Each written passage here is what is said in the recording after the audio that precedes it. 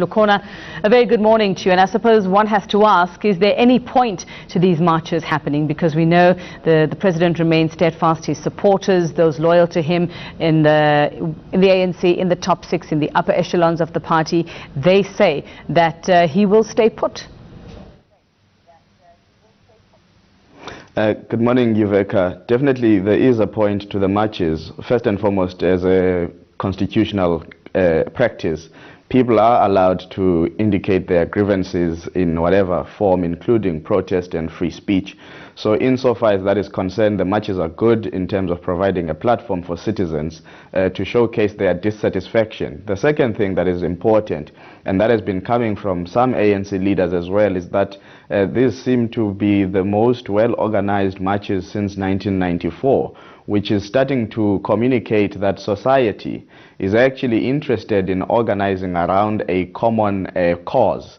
And in this instance, we are also seeing, of course, today opposition parties coming together to act in concert. And I think in their minds as well, the success of this march will probably, to some of them, say, what do we do for 2019 and how do we cooperate as the opposition to maximize on the losses of the ANC, but also to just build a vehicle that is strong enough to challenge the ANC for 2019. So while these marches, Yuveka, are about asking the president to resign, they are also about testing waters and actually probably trying to realign society towards the eventuality of 2019 and whether or not the ANC can be challenged successfully and people see maybe a possibility of a coalition government at a national level for 2019. And the planning of this day of action, Lukhona, it is the president's birthday. He is hosting the Emir of Qatar, who is here, and some say that it poses quite an embarrassing situation for government to have a march like this to the union buildings. Do you agree, or do you think you'll be unaffected? Well, I mean, there have been a number of narratives. If you are an incumbent in government, any sort of demonstration against your authority is a form of embarrassment. That is exactly why marches are organized in any case. They are supposed to embarrass you. They are supposed to make you question certain things and dig deep. I know the EFF narrative has been that they want the president to question his reason of existence. That's why they've chosen that the National Day of Action be on his birthday. Of course, that might sound funny to some, but it's actually a very important point of consideration to say that the president needs to ask, how have I arrived at a situation where citizens are starting to rise up? They might not be in the majority in terms of numeric majority, but they are a sizable number in terms of how they've galvanized society around this point. And the president ought, if of course, he is touched by any levels of embarrassment. And I think previously I have said that I have the view that the president functions outside the normativity of our society. And as a result, the types of appeals that people are trying to do, which are moral in inclination, do not have an effect on the president. So the real people that must be touched by these marches and probably embarrassed by these marches are those that are in the inner circle of the president. And if they are touched, they'll probably convince the president eventually to do the right thing.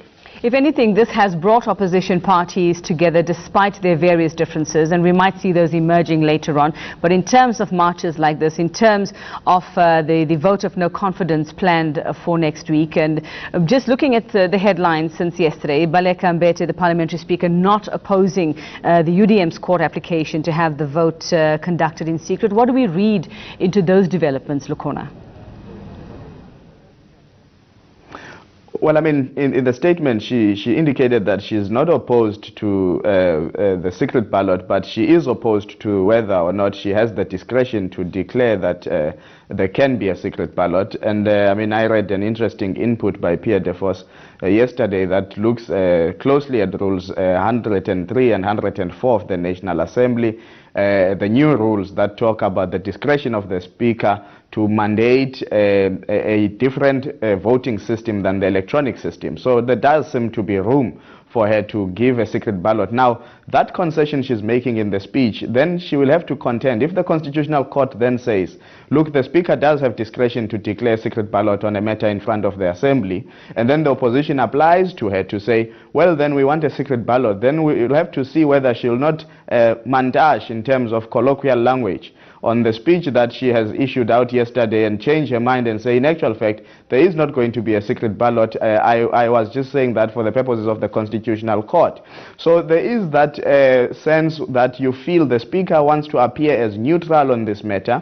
She wants to appear as not protecting the President, but following the rules of the Assembly. And it is exactly those rules that are being put before the Constitutional Court, and the Constitutional Court will express itself. Of course, we do not know whether the motion of no confidence will be postponed on the 18th, because the deadline for filing papers for the Constitutional Court is the 21st of April. So that is starting to put those two dates out of sync with each other. So an application has been made to the Speaker to postpone this motion of no confidence, and we need to look closely what she will respond in terms of that. Well, as we know, anything is possible. Expect the unexpected. Thank you very much, political analyst Lukhona Mnguni. He's in our Durban studios for us this morning.